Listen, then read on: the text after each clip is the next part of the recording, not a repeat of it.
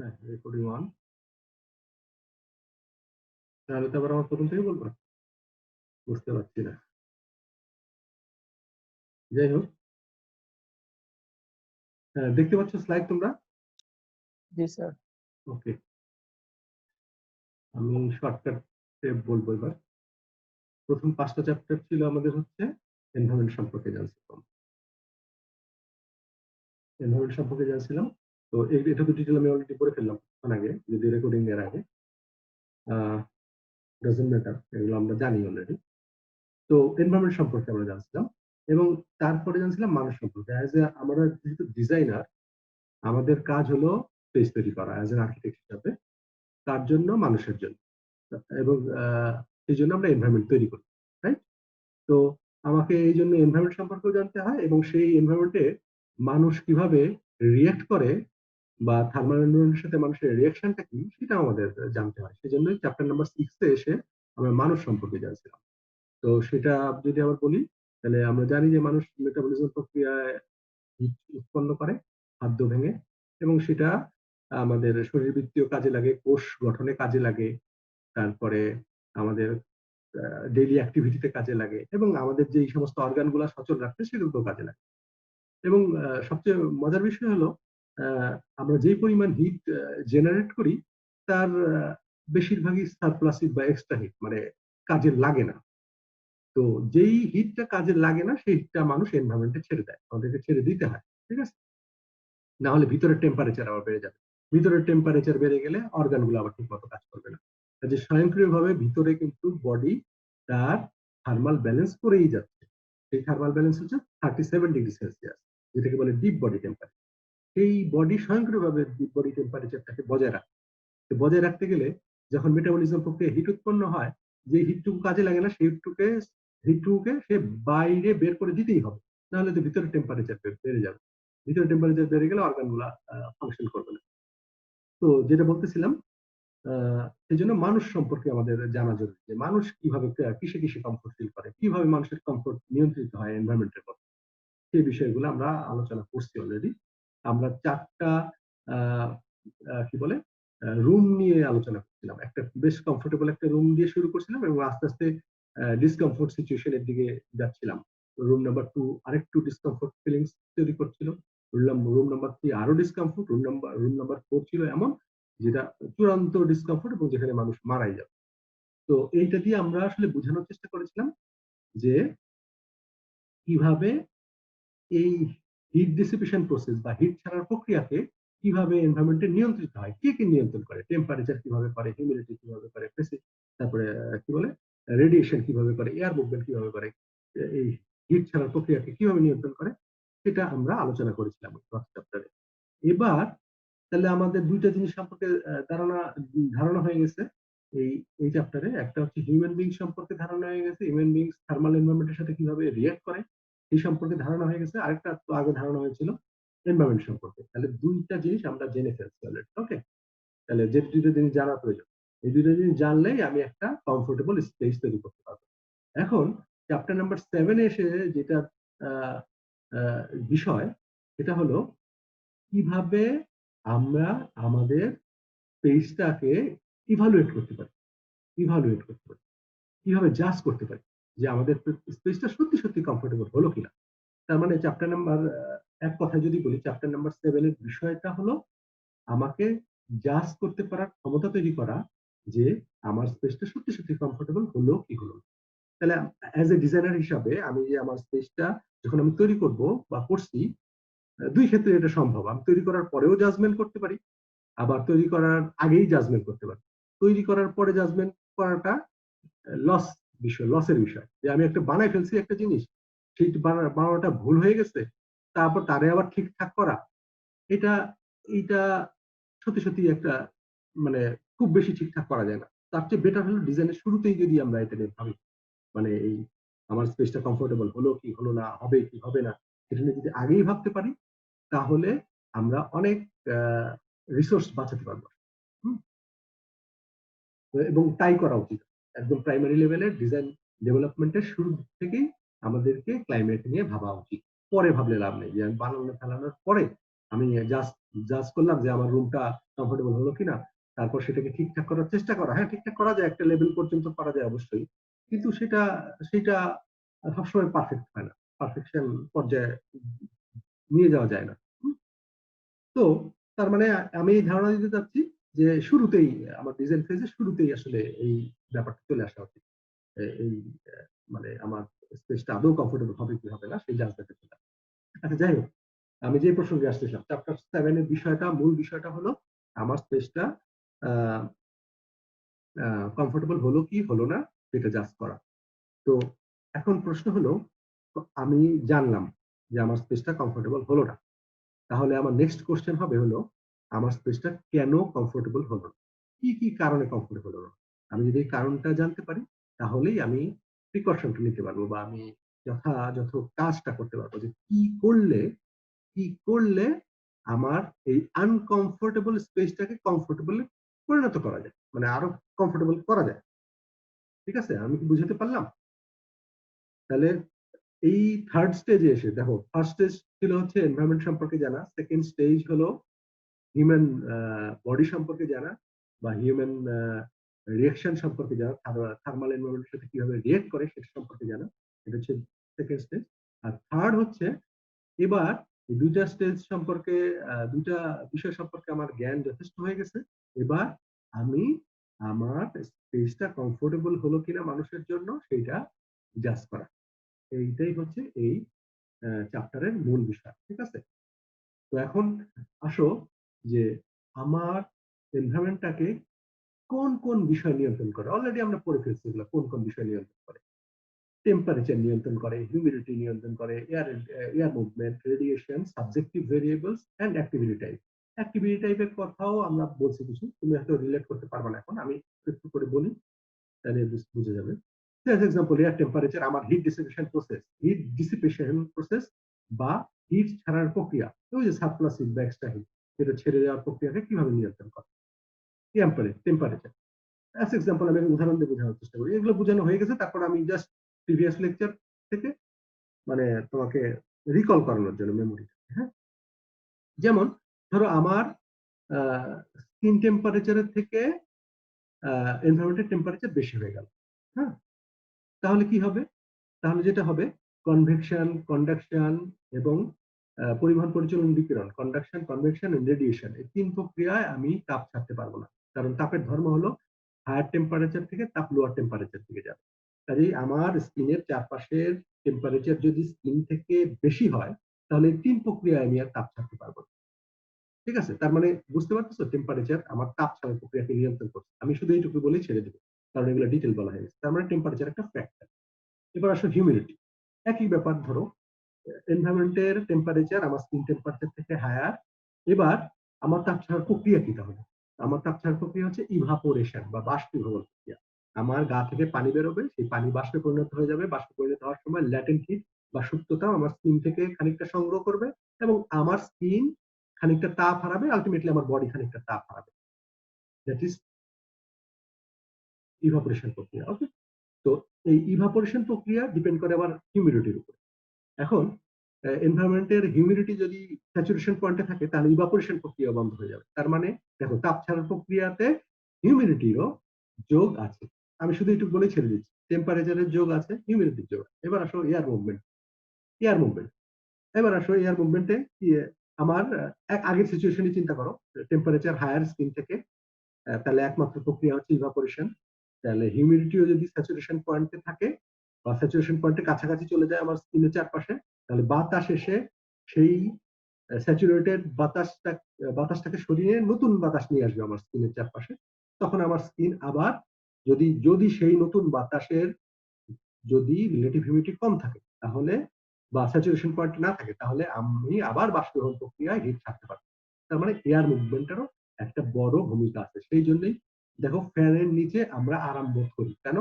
কারণ ফ্যান তো kind of air flow এসে আমার স্কিনের চারপাশে যে স্যাচুরেটেড এয়ার জমা হয়ে গেছে, এই এয়ারটাকে সরাই দিয়ে নতুন এয়ার নিয়ে আসে, এবং যে এয়ার স্যাচুরেটেড না, এরকম এয়ার নিয়ে আসে। সেটা দিয়ে আমি তখন আবার ইভাপোরেশন প্রক্রিয়া তাপ ছাড়তে পারি। এখন যদি কোনো এনভায়রনমেন্টের কোনো রুমের বা রিলেটিভ হিউমিডিটি যদি 100% হয়ে থাকে তখন কিন্তু ফ্যানের বাতাস কোনো কাজ করবে না, কারণ ওই বাতাস সরাই নিয়ে যে নতুন বাতাস আনবে সেই নতুন বাতাসটাও তো স্যাচুরেটেড, কাজেই তখন আর ফ্যান ওয়ার্ক করবে না। মানে আমি বলতে চাচ্ছি যে যদি এরকম একটা এনভায়রনমেন্টে তুমি থাকো যেখানে রিলেটিভ হিউমিডিটি 100% মানে স্যাচুরেশন পয়েন্ট, তখন আমার বাষ্পীভবন প্রক্রিয়া কাজ করবে না, ঠিক আছে, যতই তুমি ফ্যানের বাতাস দাও। তো এটাই বিষয়। তো এয়ার মুভমেন্টের একটা বড় ভূমিকা আছে হিট ডিসিপেশন প্রক্রিয়া। রেডিয়েশনের একটা বড় ভূমিকা আছে অবশ্যই, কারণ রেডিয়েশনও ইয়ার সাথে জড়িত। আমার স্কিনের চারপাশে যেই আমার স্কিনটাকে কভার করে আছে যে এয়ার, তার টেম্পারেচার যদি আমার স্কিন থেকে বেশি হয় তাহলে আমি রেডিয়েট করতে পারবো না, উল্টা রেডিয়েশন আমার স্কিন দিয়ে ভিতরে ঢুকবে, ঠিক আছে, তার মানে আমি হিট গেইন করবো, ঠিক আছে, তার মানে রেডিয়েশন একটা ফ্যাক্টর আমার হিট ছাড়া প্রক্রিয়াকে নিয়ন্ত্রণ করে। এবার আসলে সাবজেক্টিভ ভ্যারিয়েবল। সাবজেক্টিভ ভ্যারিয়েবল মানে হচ্ছে মানুষের নিজস্ব কারণে, গত গত চ্যাপ্টারে যেটা আমরা পড়ছিলাম সাবজেক্টিভ ভ্যারিয়েবল, যে মানুষের ক্লদিং এর হ্যাবিট আছে, মানুষের ফুড হ্যাবিট আছে, মানুষ তারপরে কি মানুষের হেলথের কন্ডিশন একটা ফ্যাক্টর, মানুষ মোটা না চিকন সেটা একটা ফ্যাক্টর। তো এই ফ্যাক্টর গুলো নিয়ে আমরা আলোচনা করছি অলরেডি। তার মানে সাবজেক্টের বা মানুষের নিজের কারণে, সাবজেক্ট এখানে মানুষ, হ্যাঁ, সাবজেক্টের নিজের কারণে, সাবজেক্টের নিজের কারণে, তার বডির গঠনের কারণে, তার হেলথ কন্ডিশনের কারণে, তার ফুড হ্যাবিটের কারণে সে কোনো জায়গায় কমফোর্ট ফিল করতে পারে, কোনো জায়গায় নাও করতে পারে। হুম? তো সেগুলা, তার মানে সাবজেক্টটা একটা ফ্যাক্টর। তার মানে এই সাবজেক্টের এই নিজের কারণে কিন্তু সে আসলে হিট ডিসিপেশন প্রসেসকে নিয়ন্ত্রণ করে। আমরা বলছিলাম না যে একটা মোটা মানুষের স্কিনের নিচে ফ্যাট থাকে, সাবকিউটেনিয়াস ফ্যাট। এই ফ্যাট কাইন্ড অফ অন্তরক পদার্থ, সেটা হিট ডিসিপেট করতে বাধা দেয় খানিকটা। তো সেই জন্য যে যার এরকম সাবকিউটেনিয়াস ফ্যাট বা চামড়ার নিচে ফ্যাটের পুরুত্বটা বেশি, সে কি লোয়ার টেম্পারেচার নিড করবে। তার মানে হিট ডিসিপেশন প্রসেস সাবজেক্টের উপরও ভ্যারি করে। তারপর আরেকটা হচ্ছে অ্যাক্টিভিটি টাইপ। অ্যাক্টিভিটি হচ্ছে সাবজেক্ট বা মানুষ কি অ্যাক্টিভিটি করছে ওই স্পেসের মধ্যে, সেটাও একটা ফ্যাক্টর। তুমি যদি চুপচাপ বসে থাকো তার মানে তোমার মেটাবলিজম প্রক্রিয়া তুমি বেশি এনার্জি উৎপন্ন করছো না, তাহলে তোমার হিট ছাড়ার প্রক্রিয়াও রেটটাও কম হবে। আবার তুমি দৌড়ঝাঁপ করতেছো একটা জিমের মধ্যে ব্যায়াম করতেছো, তার মানে তোমার মাসকুলার মুভমেন্ট হচ্ছে এবং মেটাবলিক প্রক্রিয়া হিট জেনারেট করতেছে আরো বেশি বেশি। তখন তখন তুমি কিন্তু বেশি বেশি হিট ছাড়ার প্রয়োজন বোধ করবা। তার মানে অ্যাক্টিভিটি, তোমার অ্যাক্টিভিটি হিট ছাড়াকে নিয়ন্ত্রণ করছে। তার মানে আমরা দেখলাম ৬টা বিষয়। এই ৬টা কি তোমরা বুঝতে পারছো? এগুলো কিন্তু সবই পূরণ করা। বুঝতে কি পারছো আদৌ? এই যে ৬টা বিষয় নিয়ে আমি আবার বললাম। जी सर। जी सर। ওকে, গুড। এই ৬টা বিষয় আমার হিট ছাড়ার প্রক্রিয়াকে নিয়ন্ত্রণ করে। তার মানে দেখো, এই ৬টা বিষয় কিন্তু এভার চেঞ্জিং ঘটনা। খেয়াল করো, এভার চেঞ্জিং ঘটনা বলতে আমি বুঝাচ্ছি সব সময় চেঞ্জ হতে থাকে। সারা দিনের মধ্যে খালি চেঞ্জ হয়। এয়ার টেম্পারেচার সকালে একরকম, বিকালে একরকম, দুপুরে একরকম, রাতে একরকম, অনবরত চেঞ্জ হচ্ছে।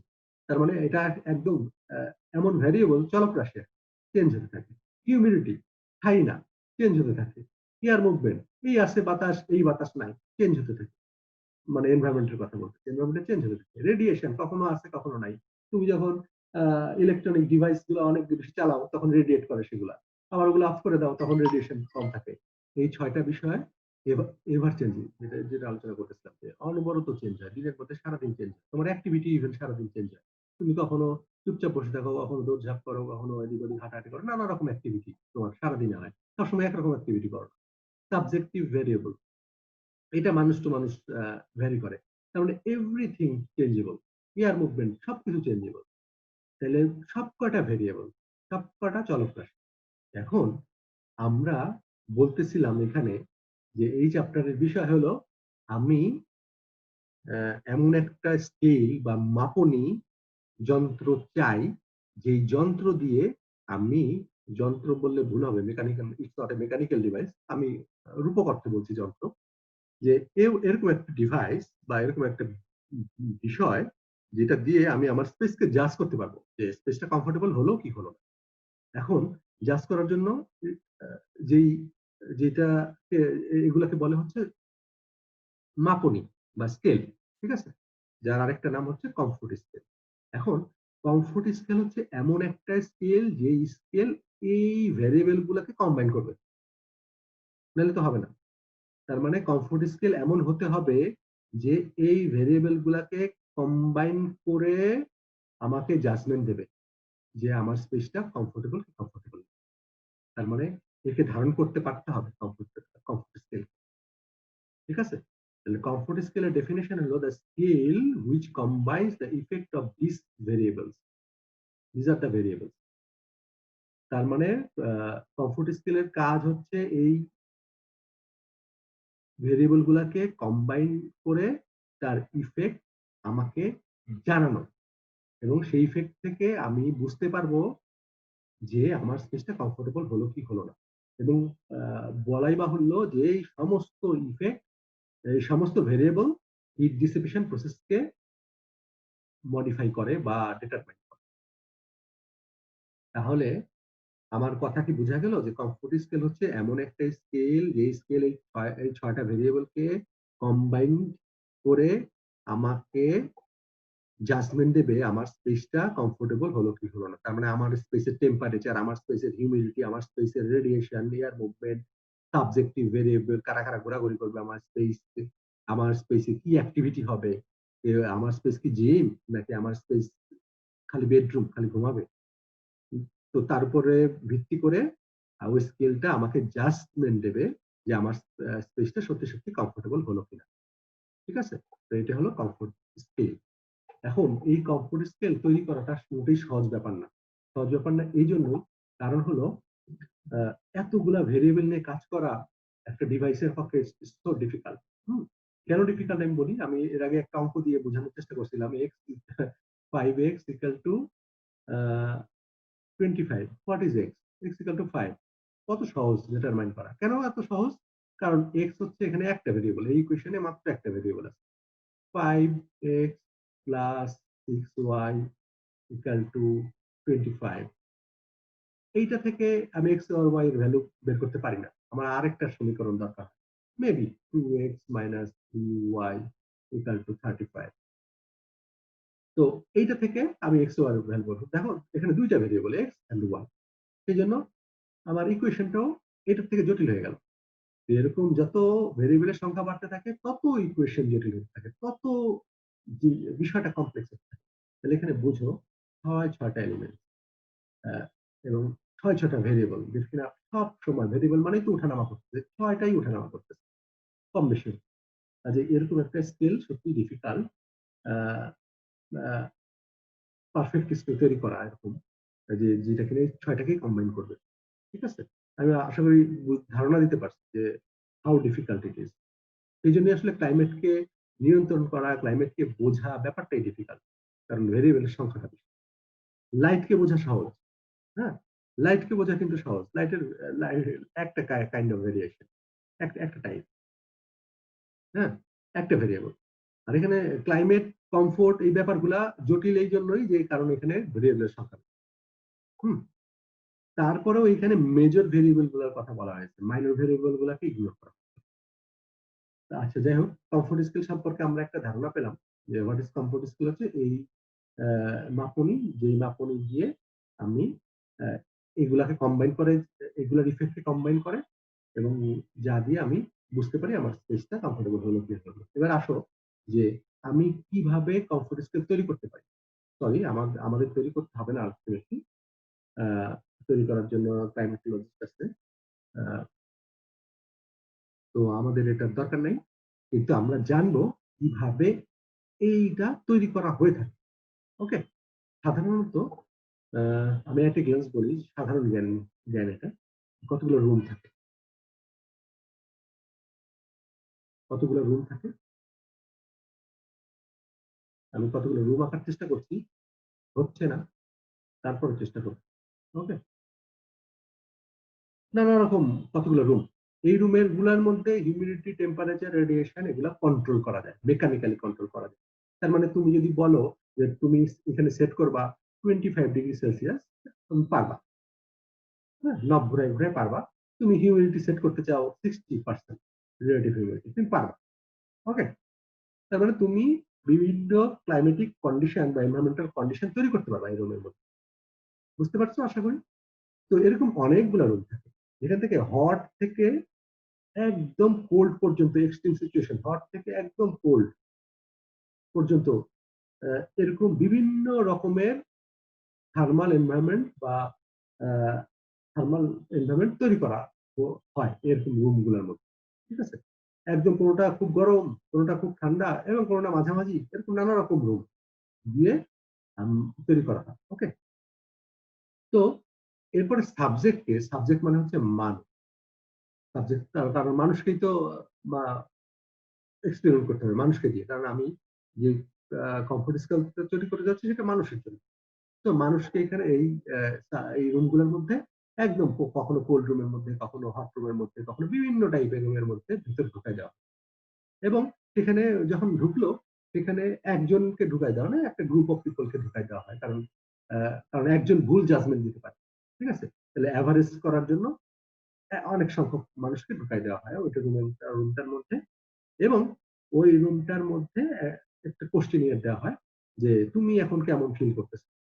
হ্যাঁ, তো বিভিন্ন কন্ডিশনে মানুষজন বলতে থাকে, এরা বলতে থাকে, লিখতে থাকে যে সে কি ফিল করছে, যে অনেকটা এরকম ধরনের ইয়ার থাকে, এরকম ধরনের চাপ থাকে, এই টাইপের স্কেল, যে তুমি নিউট্রাল ফিল করতেছো, তুমি স্লাইটলি কুল ফিল করতেছো, মানে কুল ফিল করতেছো নাকি কোল্ড ফিল করতেছো, তুমি স্লাইটলি ওয়ার্ম ফিল করতেছো নাকি ওয়ার্ম ফিল করতেছো নাকি হট ফিল করতেছো।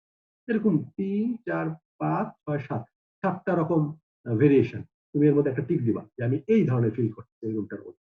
তোমার একটা গরম রুমের মধ্যে ঢুকাই দিলে অবশ্যই তুমি হটে টিক দিবা, বা তোমাকে মাঝামাঝি তুমি কমফোর্ট ফিল করতেছো তাহলে তুমি হয়তো নিউট্রালে দিবা, তুমি কোল্ড এর মধ্যে ঢুকছো তাহলে কোল্ডে দিবা, অথবা একদম কোল্ড লাগতেছে না, কুল লাগতেছে, হালকা ঠান্ডা লাগতেছে, তখন তুমি কুলে দিবা। তো এরকম স্কেলে তুমি এই কোশ্চেনিয়ারে পার্টিসিপেট করবে বা এই সাবজেক্ট পার্টিসিপেট করবে। এখন তাদের যে ডাটাটা, সেই ডাটাগুলো নিয়ে একটা একটা গ্রাফের মধ্যে ফেলা হয়, যেগুলো বলে নমোগ্রাম, বা আরেক সাইক্লোমেট্রিক চার্টের মধ্যেও ফেলা ফেলা হয়। সেই চার্ট থেকে বেরোয় আসে যে আসলে মেজরিটি পিপল কোন জায়গাটাকে কমফোর্টেবল বলে আখ্যায়িত করছে। মনে করো এরকম একটা গ্রাফ, এই গ্রাফের এই সিচুয়েশনে এখানে মনে করো হিউমিডিটি আছে, এখানে মনে করো টেম্পারেচার, এদিকে টেম্পারেচার গেছে, এদিকে হিউমিডিটি, আমি দুইটা ভেরিয়েবল নিয়ে কথা বলছি। হ্যাঁ, তো সবাই মিলে জাজমেন্ট দিল যে এইরকম একটা জায়গা, তার মানে এই হিউমিডিটির এই রেঞ্জটা আর টেম্পারেচারের এই রেঞ্জটা কমফোর্টেবল। সবাই বললো এত থেকে এত ডিগ্রি। সবাই তো আর একরকম কথা বলবে না, সবাই বলবে না যে 25 ডিগ্রি টেম্পারেচারে সে কমফোর্ট ফিল করে। আমরা জানি সাবজেক্টিভ ভেরিয়েবল একটা ফ্যাক্টর। হ্যাঁ, কাজেই কেউ বলবে 21 ডিগ্রি সেন্টিগ্রেড 50% হিউমিডিটিতে কমফোর্ট ফিল করছে, কেউ নানা রকম জাজমেন্ট দেবে। তো সব জাজমেন্ট আমি গড় অ্যাভারেজ করে এরকম একটা জায়গা পাবো যে এইটা হচ্ছে কমফোর্ট জোন। কমফোর্ট জোন, এটাকে কমফোর্ট জোন বলে। তার মানে এই জায়গাটা, এইটুকু স্পেস হচ্ছে কমফোর্টেবল স্পেস। এখন মজার ব্যাপার হলো, আমি আমার স্পেসটাকে জাজ করলাম এরকম একটা স্কেলের মধ্যে, আমার স্পেসটাকে জাজ করে আমি দেখা গেল যে আমার স্পেসটা এরকম একটা পয়েন্টে আসছে, টেম্পারেচার হিউমিডিটি এত, টেম্পারেচার এত, হিউমিডিটি এত, মেপে আমার স্পেসটা এইখানে আসছে, এই পজিশনের পয়েন্টে আসছে, কমফোর্টেবল থেকে দূরে আসছে, কমফোর্টেবল স্পেস থেকে। তার মানে আমার স্পেসটা কমফোর্টেবল না। আমি বুঝতেছি একটু হিউমিডিটি বাড়াতে হবে, একটু টেম্পারেচার বাড়াতে হবে, যাই একটু ডিটেল আমি করে আসছি। তো ব্যাপারটা বুঝো, তাহলে সবাই মিলে ঠিক করলো যে কমফোর্ট, কোন জায়গাটা কমফোর্টেবল। এইটাই হলো এইটাই হলো প্রসেস, কিভাবে একটা কি কমফোর্ট স্কেল তৈরি করা হয়। তো আমি একটা এক্সাম্পল দেখি যে স্পেশাল রুমস আর বিল্ড, স্পেশাল রুম গুলো বিল্ড করা হয়। Any set of indoor climate conditions could be produced at all. তুমি ইচ্ছা মাফিক ইনডোর ক্লাইমেটিক কন্ডিশন তৈরি করতে পারবা এই রুম গুলোর মধ্যে। Subject are located in the room, সাবজেক্টকে এর মধ্যে ঢুকাই দেওয়া হয়। Subjective reactions are recorded for every climatic conditions, for hot, very hot to very cold, very hot to very cold পর্যন্ত বিভিন্ন রকম কন্ডিশনকে আইডেন্টিফাই করে এই সাবজেক্ট গুলো। Answers are evaluated statistically advance গুলা কি বলে অ্যান্সার গুলাকে ইভালুয়েট করা, results are plotted in a গ্রাফের মধ্যে রেজাল্ট গুলো ফেলা হয় এবং তখনই আমি কমফোর্টেবল জায়গাটা গ্রাফের মধ্যে থেকে আইডেন্টিফাই করতে পারি যে এইটুকু জায়গা কমফোর্টেবল বলছে সবাই। ঠিক আছে, এটাই হচ্ছে কমফোর্ট স্কেল, অনেকটা এরকম ভাবে তৈরি করা হয় কমফোর্ট স্কেল। এরপর আমরা নেক্সট ইয়াতে যাই, স্লাইডে যাই। এবার নানা বিজ্ঞানী নানা রকম ভাবে অ্যাটেম্প নিয়েছে কমফোর্ট স্কেলটা তৈরি করার। হ্যাঁ, অনেক রকম অ্যাটেম্প করছে। বইতে আছে, আমি যে বইটা ফলো করি, হ্যাঁ, ওই যে কনিসবার্গারের বইটা, সেখানে দেখো আমি যদি ফার্স্ট স্লাইডটা দেখি, তাহলে এখানে একটা কথা লেখা ছিল, ইগনোর করে গেছি, difficult to handle this independent variables. আমি এই কথাটা বলছি। 8 years of attempt, 80 বছর ধরে চেষ্টা করে গেছে বিজ্ঞানীরা। এখন বইটা হলো প্রায় 40 বছর আগে। তার মানে তখন 80 বছর বলা মানে আসলে এখনকার রেসপেক্টে তুমি বলতে হবে 120 ইয়ার। ওকে, তার মানে অনেক বছর ধরে চেষ্টা করে আসছে, 120 বছর হয়েছে। তো 120 ইয়ার্স ধরে চেষ্টা করে আসছে সায়েন্টিস্টরা স্কেল তৈরি করার। ওকে, তো এর মধ্যে সবচেয়ে সিগনিফিকেন্ট স্কেল হচ্ছে ইটি বা ইফেক্টিভ টেম্পারেচার। ওকে, এইটা 1923 সালে প্রবর্তন করা হয় বা আনা হয় দুইজন সায়েন্টিস্ট, হকটন এন্ড ইয়াগলু, আমি জানি না প্রনাউন্সিয়েশন ঠিক আছে কিনা। 1923 সালে এই ইটি বা ইফেক্টিভ টেম্পারেচারকে ইন্ট্রোডিউস করেছেন এবং তারা American society of heating and ভেন্টিলেশনের ইঞ্জিনিয়ার্স অ্যাসোসিয়েশনে রিসার্চার হিসেবে কাজ করতেন। আর এটা ডেফিনেশন এখানে দেওয়া আছে। ডেফিনেশন শুনলে প্রথম অবস্থায় একটু ঘাবড়ে যাওয়া লাগবে। It can be defined as the temperature of steel saturated atmosphere which would, in the absence of radiation, produce the same effect as the atmosphere in question. শুনলে বিদ্ভুটে লাগবে। বিদ্ভুটে এই ডেফিনেশনটা পড়ার আগে আমরা আগে একদম বাংলা ভাষায় এটাকে আগে বোঝানোর চেষ্টা করি, তারপর আমি এই ডেফিনেশনের দিকে যাব যে এটার সাথে রিলেট করা আমি কি বললাম। ওকে, তো এইটা তাহলে আগে আমাকে জানতে হবে এটা কিভাবে তৈরি করছিল। হ্যাঁ, তো এটা কিভাবে তৈরি করছে তার জানার আগে আমি একটু এই গ্রাফটার দিকে তাকাই। এই গ্রাফটা অনেকটা রেজাল্ট। হ্যাঁ, একটু আগে বললাম না একটা গ্রাফের মধ্যে মানুষের মতামত নিয়ে কমফোর্ট স্কেলটা তৈরি করা হয়, কমফোর্ট জোনটা বের করা হয়। এই যে এই জায়গাটা দেখতেছো, এইটা হলো কমফোর্ট জোন।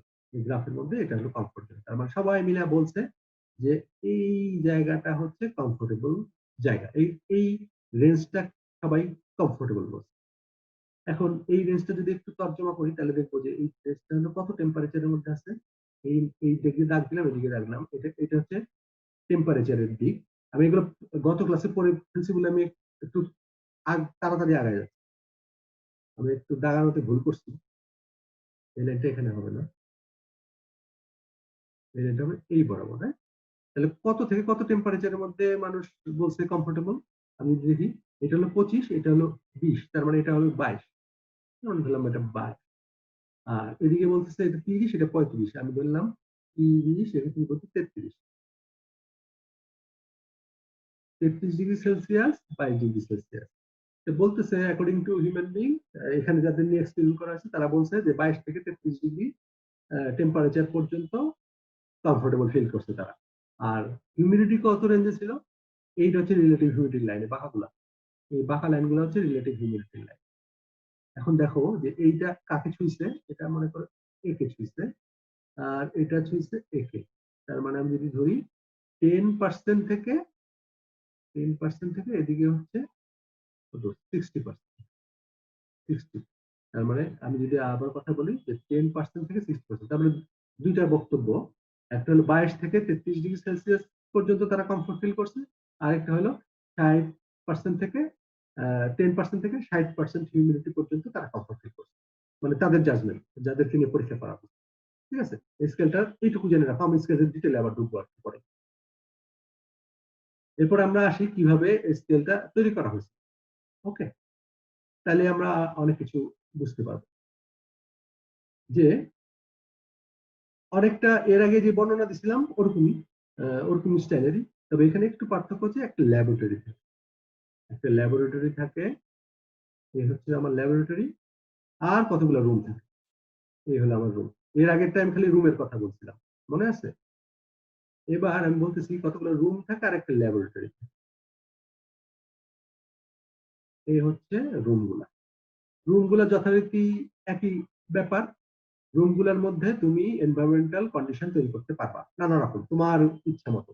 তার মানে যথারীতি হট থেকে একদম কোল্ড পর্যন্ত, সুপার কোল্ড থেকে সুপার হট পর্যন্ত বিভিন্ন রকম এনভায়রনমেন্টাল কন্ডিশন তৈরি করার মতো অনেকগুলা রুম আছে। এবং আরেকটা আছে হচ্ছে ল্যাব, এটাকে বলে ল্যাবরেটরি। ল্যাব, এই ল্যাবের একবার স্পেশাল ক্যারেক্টার আছে। তাহলে আমি আগে রুমেরটা আগে শেষ করি। রুমের দুইটা ভেরিয়েবলের কথা বলি আমি। রুমের হিউমিডিটি চেঞ্জ করতে পারবা, রুমের টেম্পারেচার চেঞ্জ করতে পারবা ইচ্ছা মতো তোমার। এখানে রুমের হিউমিডিটি চেঞ্জ করতে পারবা, টেম্পারেচার চেঞ্জ করতে পারবা, হিউমিডিটি চেঞ্জ করতে পারবা, টেম্পারেচার চেঞ্জ করতে পারবা। এইখানে যে তুমি এত কিছু পারবা না, এইখানে যে তুমি হিউমিডিটি চেঞ্জ করতে পারবা না, কারণ হিউমিডিটি ল্যাবের মধ্যে হিউমিডিটি ফিক্স করে দেওয়া আছে 100%। 100% হিউমিডিটি কে বলে স্যাচুরেশন হিউমিডিটি, মানে সম্পৃক্ত। নিশ্চয়ই জানো সম্পৃক্ত ব্যাপারটা। রিলেটিভ এগুলো তো বলা হয়ে গেছে। 100% হিউমিডিটি মানে বাতাস আর জলীয় বাষ্প ধারণ করার কোনো ক্ষমতাই নেই। হ্যাঁ, এখানে যদি আমি পানি গরম দেই তাহলে সেই জলীয় বাষ্প বাষ্পে পরিণত হবে না, পানি হয়ে কনডেনসেশন প্রক্রিয়া জ্বলতে শুরু করবে, এরকম একটা সিচুয়েশন। আর এখানে তুমি টেম্পারেচার কন্ট্রোল করতে পারবে, টেম্পারেচার কন্ট্রোল করতে পারবে।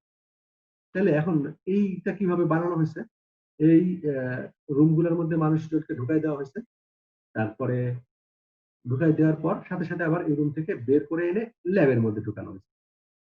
এবার এই রুম থেকে বের করে এনে ল্যাবের মধ্যে ঢুকানোর পর ল্যাবের টেম্পারেচারটা চেঞ্জ করে করে এই লোকটাকে জিজ্ঞেস করা হয়েছে যে তুমি আমাকে বলো যে এই রুমে তুমি যে কমফোর্ট ফিল করতেছিলা, যেই টাইপের কমফোর্ট ফিল করতেছিলা, কমফোর্ট ফিলের রেঞ্জটা তো আমি বললাম, এই যে এখানে এই ছবিতে কমফোর্ট ফিলের রেঞ্জটা তো আমি বলছি, একদম হাই কোল্ড থেকে একদম হট পর্যন্ত।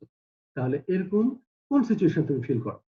ওকে, এই রুম থেকে বের করে এনে এইখানে এখানে ঢুকাই দেওয়া হয়েছে। সাথে সাথে ঢুকাই দিয়ে টেম্পারেচার চেঞ্জ করতে করতে বলে যে আহ, বলতেছে যে তুমি কখন এই একই কমফোর্ট ফিল করতেছো যেটা তুমি ওই রুমে করতেছিলা।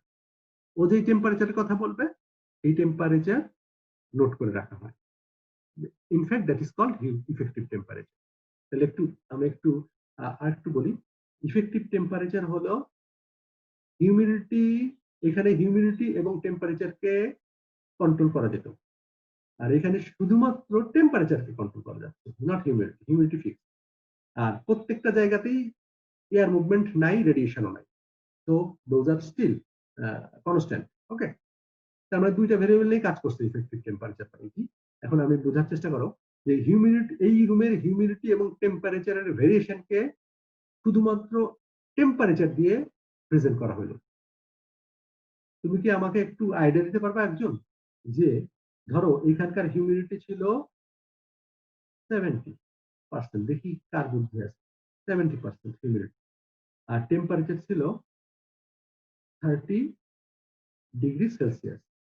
ওকে, এই রুমটার মধ্যে তোমাকে ঢুকাই দেওয়া হলো।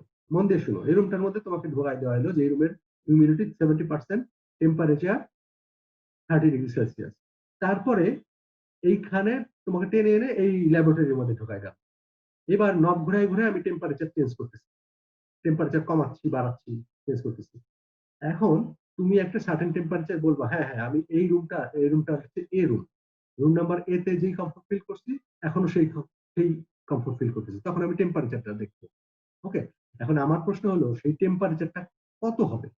কত হবে বলতে তো আর স্পেসিফিক বলতে পারবো না। আমি বলতে চাচ্ছি 30°C থেকে কম হবে না বেশি হবে? কেউ একজন ট্রাই করবা আমার প্রশ্নটা। 30°C থেকে কম হবে না বেশি হবে এই সেম ফিলিংস পাওয়ার জন্য?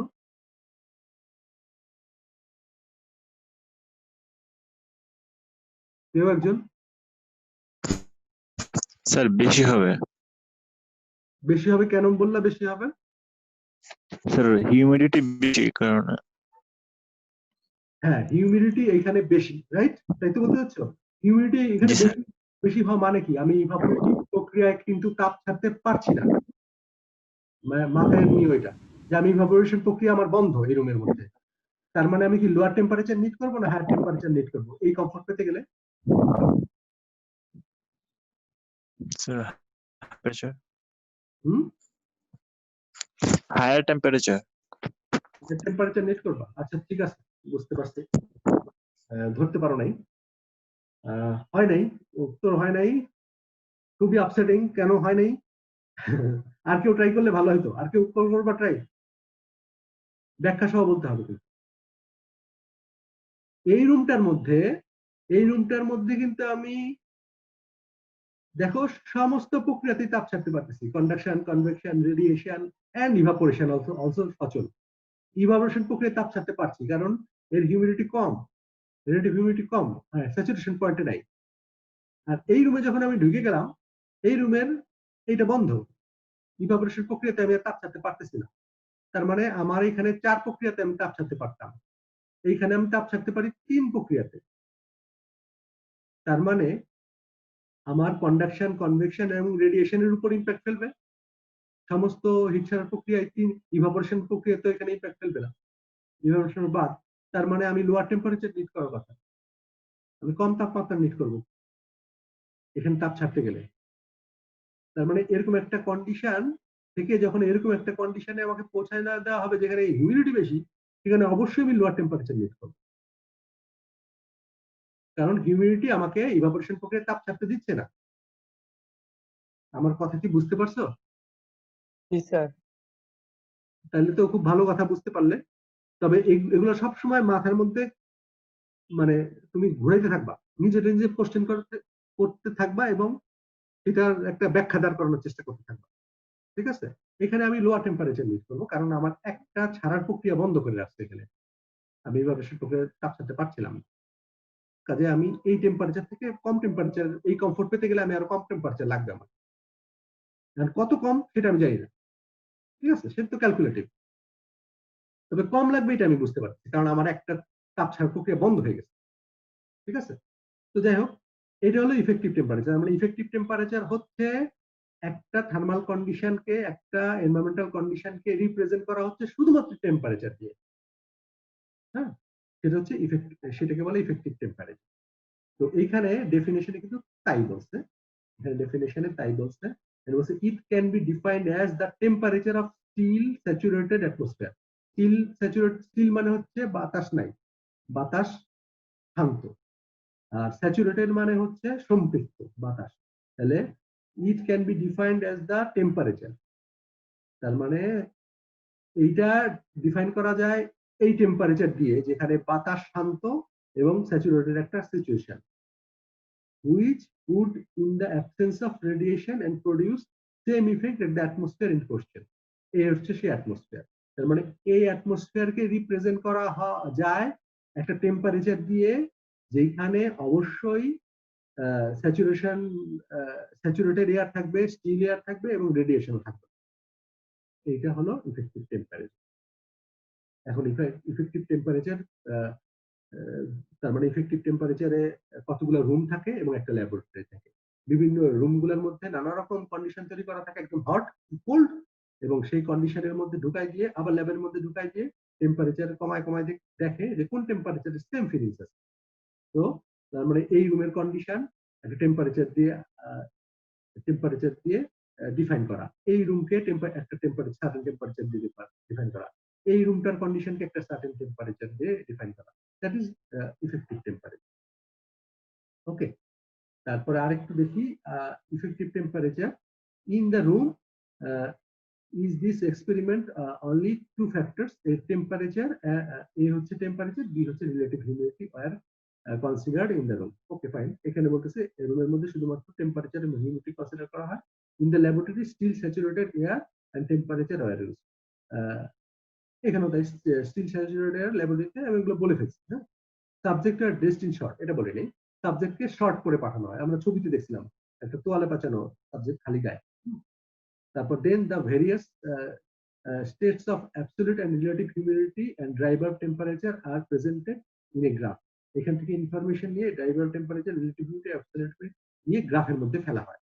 এবং আমরা তো আর তৈরি করছি না, আমরা প্রসিডিওরটা দেখতেছি। হ্যাঁ, তারপর এই যে মানুষজনের বক্তব্য থেকে মানুষটা কখনো কখনো যে ভালো জায়গাটা বলছে যে ভালো, এরকম একটা সিচুয়েশন ভালো, তখন সেই জায়গাকে আইডেন্টিফাই করা হয়েছে এবং তাকে বলা হয়েছে এটাই হচ্ছে কমফোর্ট জোন বা কমফোর্টেবল এরিয়া। ওকে, এখন আসো এটা আমরা একটু বোঝার চেষ্টা করি। এটাই ইফেক্টিভ টেম্পারেচারের, এটা সবচেয়ে আমরা বেশি ব্যবহার করি। আমরা মূলত ক্লাইমেট ইয়ার ক্ষেত্রে, জাজমেন্টের ক্ষেত্রে এইটাই ব্যবহার করি। এটাকে বলে সাইকোমেট্রিক গ্রাফ। এই গ্রাফটা আমি আগে বোঝার চেষ্টা করবো এখন, তারপর এই ব্যাপারগুলো বোঝার চেষ্টা করব, এবং তারপর আমার স্পেসটাকে এই গ্রাফ দিয়ে জাজ করার চেষ্টা করব, এবং কি প্রিকশন নিলে আমার স্পেসটা কমফোর্টেবল হবে সেটা আমরা এই গ্রাফ দিয়ে বোঝার চেষ্টা করব। তো এটা একটু মন দিয়ে শুনো, গ্রাফটা একটু বোঝার দরকার আছে।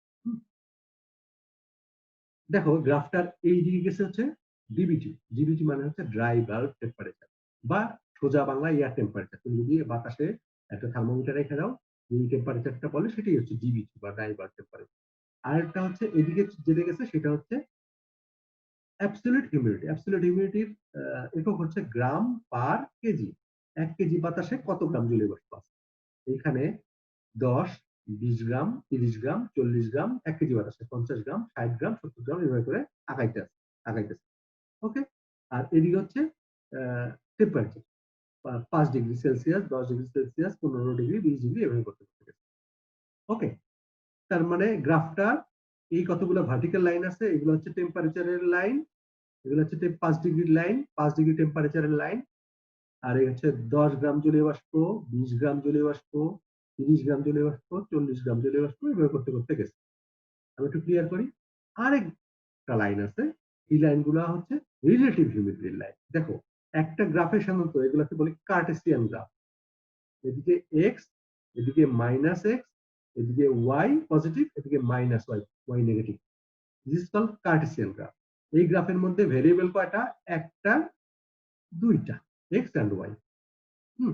এই গ্রাফে দেখো ভেরিয়েবল কয়টা? একাধিক, কিন্তু তিনটা। Dry bulb temperature, absolute humidity and relative humidity. মানে একটা গ্রাফের মধ্যেই তিনটা ভেরিয়েবল। আচ্ছা ফাইন, রিলেটিভ, এগুলো হচ্ছে রিলেটিভ হিউমিডিটির লাইন। রিলেটিভ হিউমিডিটির লাইনটা কার্ভ। ওকে, এটাকে বলতেছে 100 ডিগ্রি রিলেটিভ হিউমিডিটি। 100 ডিগ্রি, এটা তো আন্দাজে বললে হবে না, এটা মাপঝোপ করে বানানো। এটা হচ্ছে 90 ডিগ্রি, এটা 80%, 90 ডিগ্রি না সরি পার্সেন্ট, 80%, 70%, 60%, এবার 10% রিলেটিভ হিউমিডিটি এই লাইন। এবার এই যে দাগগুলো দেখতেছো, এগুলো হচ্ছে কমফোর্ট জোন। এখন কমফোর্ট জোন দেখো এখানে তিনটা দাগ আছে, ডোন্ট বি কনফিউজ প্লিজ। এই একটা গোল দেখতেছি, এটাও একটা কমফোর্ট জোন। তারপরে এরকম একটা গোল দেখতেছি, এইটাও একটা কমফোর্ট জোন। আবার এরকম একটা দাগ দেখতে পাচ্ছি, এটাও একটা কমফোর্ট জোন। আমি ব্যাখ্যা দিব তিনটা কমফোর্ট জোন হলো কেমন। লোকজন তো একটা সিলেক্ট করবে কমফোর্ট জোন, তাহলে তিনটা কেন? তিনটা এই জন্যই যে একই এক্সপেরিমেন্ট, কারণ আমি এর আগে বলছি আমরা যে মানুষের নিজের কারণে মানুষ কমফোর্ট ফিল করতে পারে, নাও পারে। আমি এই ক্ষেত্রে উদাহরণ দিয়েছিলাম যে একটা গরম প্রধান দেশে, যেমন বাংলাদেশে ধরতে পারি, বাংলাদেশ খানিকটা গরম প্রধান দেশ, তুমি এখানে আসো, আর স্ক্যান্ডিনেভিয়ান কান্ট্রিতে সুইডেনেও একজন আছে, এটা হচ্ছে শীত প্রধান দেশ। ওকে, তাহলে আমার কথা হচ্ছে একটা শীত প্রধান দেশের লোক যতটুকু ঠান্ডা সে অভ্যস্ত বা যতটুকু ঠান্ডা সে সহ্য করতে পারবে, তুমি গরম প্রধান দেশের লোক হয়ে সেই ঠান্ডাটা সহ্য করতে পারবে না। তোমার কাছে সেই একই সিচুয়েশন, ক্লাইমেটিক সিচুয়েশন, তোমার কাছে বেশি ঠান্ডা লাগবে ওর তুলনায়। আবার ওকে যদি গরম প্রধান দেশে আনা হয়, ওই সুইডেনের থেকে গরম দেশে আনা হয়, তাহলে ও গরম সহ্য করতে পারবে না। তুমি যেই গরম সহ্য করতে পারবা, ও সেটাকে অতি গরম বলবে। ঠিক আছে, তার মানে মানুষের সাবজেক্ট টু সাবজেক্ট চেঞ্জ হয়। তো এইটা হচ্ছে সেইটারই ব্যাপার। কোস্টাল আইল্যান্ড নামক জায়গাতে যখন ওইখানকার অধিবাসীদের দিয়ে এই কমফোর্ট স্কেলটা তৈরি করা হলো, তারা সবাই বলছিল যে এইটাই হলো কমফোর্ট স্কেল, এই রেঞ্জটা এই জায়গাটা হচ্ছে কমফোর্ট স্কেল। আবার একই এক্সপেরিমেন্ট যখন ইউকে তে করা হলো, ইউকে তো ঠান্ডা প্রধান দেশ, আর এটা কোস্টাল আইল্যান্ড হচ্ছে একটু সাগর টাগর আছে, হিউমিডিটি হাই। ইউকে তে যখন এই টেস্টটা করা হলো তখন তারা বলল এই জায়গাটা ভালো, ঠিক আছে, দেখো তারা এই দিকে অবস্থান করতেছে, এইটার এই দিকে অবস্থান করতেছে, কারণ তারা ঠান্ডায় অভ্যস্ত বলে তারা লোয়ার টেম্পারেচারে, এটা কিন্তু টেম্পারেচারের গ্রাফ, আমি যদি মাঝখান দিয়েও টান দেই একটা, তারা 20 ডিগ্রি এভারেজে 20 ডিগ্রি টেম্পারেচারকে ভালো বলতেছে, আর এটার মাঝখান দিয়ে যদি টান দেই তারা 27-28 ডিগ্রি টেম্পারেচারকে কমফোর্টেবল বলতেছে। আমি এভারেজ বলতেছি, একটা লাইন টানলাম, তো এ বলতেছে 20 ভালো, ইউকে যখন টেস্ট করলাম, এ বলতেছে না 27 ভালো যখন টেস্ট করলাম। তার মানে মানুষ তো মানুষ ভ্যারি করার জন্য কমফোর্ট স্কেলটাও চেঞ্জ হয়ে যায়। কারণ বাংলাদেশে যদি এক্সপেরিমেন্ট করার কথা বলি, তাহলে বাংলাদেশ মেবি এরকম একটা জায়গাতে বলবে কমফোর্টেবল স্কেল। আবার আমি যদি একদম গ্রিনল্যান্ডে চলে যাই, কানাডাতে চূড়ান্ত ঠান্ডা, তারা হয়তো বলবে ইউকে থেকেও ঠান্ডা, তারা হয়তো বলবে এইটা কমফোর্ট স্কেল। আশা করি বুঝতে পারতেছো কি তোমরা? জি স্যার। নাকি এমনি এমনি চিৎকার করে যাইতেছি? তার মানে কমফোর্ট স্কেল মানুষই তো ডিফাইন করে, তাহলে মানে সাবজেক্টই তো ডিফাইন করে, তো সাবজেক্ট যদি যে অঞ্চলে বাস করে সেই অনুযায়ী কমফোর্ট জোনটা সে সিলেক্ট করে, কারণ এক একজন এক এক রকম এনভায়রনমেন্টে অভ্যস্ত, ঠিক আছে। এখন ধরে নাও কোস্টাল আইল্যান্ড বাংলাদেশের রেসপেক্টে এইটাই কমফোর্ট জোন, হ্যাঁ, এটাই মনে করো কমফোর্ট জোন। ওকে, মনে করো বাংলাদেশে মাপা হয়েছিল, এটাই বলছো, বাংলাদেশের লোকজনও এটাই বলছে। এবার এটা কমফোর্ট স্কেল বলছে। আমি এটা একটু রেঞ্জ মাপার চেষ্টা করি।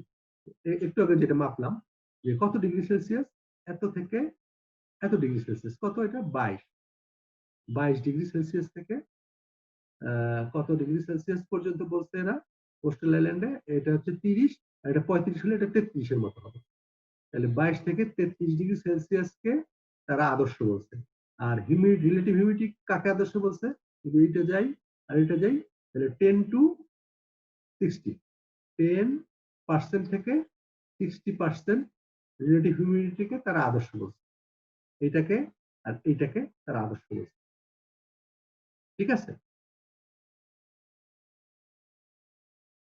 ওকে, আর এবার ইউকে তে যদি দেখি, ইউকে কি বলছে? টেম্পারেচার 15 ডিগ্রি, এটা তো এরকম একটা জায়গা, এরকম একটা জায়গা, তারা কততে বলতেছে যে 15, এটা হবে 16 ডিগ্রি সেলসিয়াস তাপমাত্রা থেকে এদিকে 25 তো একটু কম আছে, তার মানে 24, 16 থেকে 24 ডিগ্রি সেলসিয়াস তাপমাত্রাকে তারা ভালো বলতেছে। আর হিউমিডিটির কথা যদি বলি, তাহলে এইটা টাচ করে গেছে এটার সাথে, এটার সাথে এটা টাচ করে গেছে, আর এটার সাথে এটা টাচ করে গেছে, তাহলে কত? 10 থেকে এটা কত? 60। তার মানে তারা 10 থেকে 60 না 70, এটা 70, 10 থেকে 70% রিলেটিভ হিউমিডিটিকে তারা আদর্শ বলছে, যেটা এখানে বলতেছি 10 থেকে 70 রিলেটিভ হিউমিডিটিকে আদর্শ বলছে ইউকে তে এক্সপেরিমেন্ট করা। আর এটা কমফোর্ট জোন রেঞ্জেস ফ্রম এত থেকে এত, এত থেকে এত, এটা এই কমফোর্ট জোনের আলোকে বলা হয়েছে। আমি তো এই ছোটটার ক্ষেত্রে বলছি, বড়টার ক্ষেত্রে যদি বলি তাহলে ওই আমার লেখার সাথে মেলে। এরা বলছে 18 ডিগ্রি সেলসিয়াস থেকে, এদের রেঞ্জটা অনেক বড়, 18 ডিগ্রি সেলসিয়াস থেকে 38 ডিগ্রি সেলসিয়াস, 38 ডিগ্রি সেলসিয়াসকে তারা কমফোর্টেবল বলছে। আর হিউমিডিটির ক্ষেত্রে তারা বলছে এই, আর এইদিকে তো পুরো প্রায় 5 ডিগ্রি, না কত দেখি এখানে কত বলতেছে, 80 ডিগ্রি বলতেছে, এখানে ঝামেলা আছে, 5 থেকে 80%। আচ্ছা ঠিক আছে, ঠিক আছে 80%, আর এদিকে হয়তো এরকম চলে গেছে, এই এটা 5%, তার মানে 5% থেকে 80% কে তারা কমফোর্টেবল বলছে, যদি আমি এই জোনটার কথা। তো আশা করি এটা বুঝতে পারছি। তো এবার আমরা আসো বাংলাদেশের কনটেক্সটের কথা আমরা ভাব দেখতে, যে এই বাংলাদেশের লোকজন, মনে করো ঢাকার লোকজন নিয়ে আমি এক্সপেরিমেন্ট করছি, তারা বলছে যে এইটাই হলো কমফোর্ট জোন। এবার মনে করো আমি একটা স্পেস ডিজাইন করছি, আমি একটা রুম ডিজাইন। আমার রুমটা দেখো আমি হাতে কলমে দেখাচ্ছি। আমার রুমটার আমি ধরো ডিজাইন করেই ফেলছি। আমার রুমটা মাপলাম, আমি মেপে দেখলাম যে টেম্পারেচার গরম। এখন মাপলে তো আসলে গরমের সময় একরকম হবে, শীতের সময় একরকম হবে। আমরা সবসময় এক্সট্রিম সিচুয়েশনের কথা বেশি ভাবি। আমাদের এখানে এক্সট্রিম সিচুয়েশন গরম, মানে গরমকালটা আমার একটু অসহ্য লাগে। শীতকাল কিন্তু আমরা খুব এনজয় করি, তাই না? তাহলে গরমটাই যদি আমরা একটু ভাবি, তাহলে ধরো এই রুমটার টেম্পারেচার 36 ডিগ্রি সেলসিয়াস। ধরো মাপলাম আমি আমার রুমটার টেম্পারেচার 30 ডিগ্রি সেলসিয়াস এবং 60% হিউমিডিটি। এরকম একটা রুম আমি ডিজাইন করছি। এখন দেখি এই রুমটা কমফোর্টেবল হলো কি হলো না, আমি একটু জাজ করবো। ওকে, তাহলে 36 ডিগ্রি সেলসিয়াস কোথায় আছে? 35, এটা 40, তার মানে 36 হবে এইখানে। তার মানে এখানে একটা লাইন টানলাম, এই হলো আমার 36 ডিগ্রির লাইন। ওকে, 36 ডিগ্রি সেলসিয়াসের লাইন, 36 ডিগ্রি সেলসিয়াস, 35 ডিগ্রি থেকে একটু বেশি। আর 60% রিলেটিভ হিউমিডিটি। এবার 60% রিলেটিভ হিউমিডিটি কোনটা? এই যে এই লাইনটা হলো 60% রিলেটিভ হিউমিডিটি। এরা কোথায় মিট করছে? 60% রিলেটিভ হিউমিডিটি আর এই টেম্পারেচার এই পয়েন্টে মিট করছে। তার মানে গ্রাফের এই পয়েন্ট হচ্ছে আমার করছে। এখন তুমি বলো আমার আমার আমার এই রুমটা কি কমফোর্টেবল নাকি কমফোর্টেবল না, কি বলবে?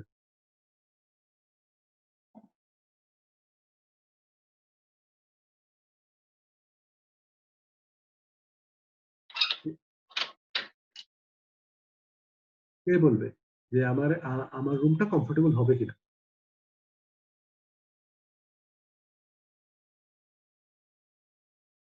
কেউ বলতে পারতেছে না।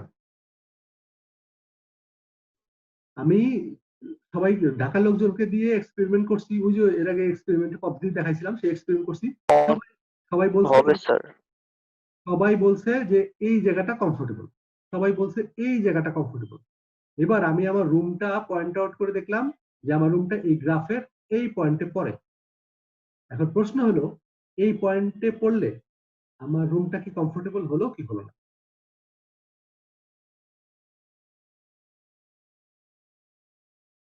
আচ্ছা, তাহলে আমি আরেকটা আরেকটা উদাহরণ দিই।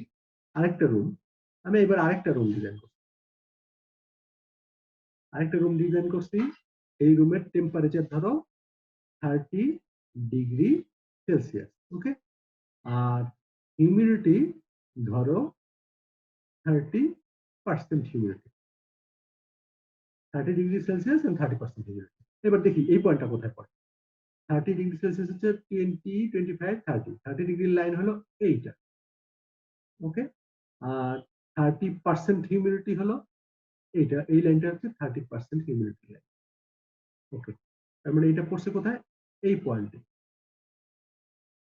ওকে, আবার আমি আরেকটা পয়েন্ট নিলাম। আচ্ছা, এই পয়েন্টে এই পয়েন্টে বিশ্লেষণ করো। এই পয়েন্টটা হচ্ছে এ, এটা হচ্ছে এ, রুম এ, এটা হচ্ছে রুম বি। রুম এ হচ্ছে এই পয়েন্টে পড়ছে, আমার গ্রাফের মধ্যে পাঠাইছি, আর রুমটা বিটা এই পয়েন্টে পড়ছে। এখন আমাকে বলবা যে রুম এ বেটার না রুম বি বেটার, এই গ্রাফ থেকে দেখে বলতে হবে। কি বেটার? হ্যাঁ, কোনটা বেটার? Room B. আচ্ছা, কেন কেন বলো, কেন মনে হচ্ছে রুম বিটা বেটার?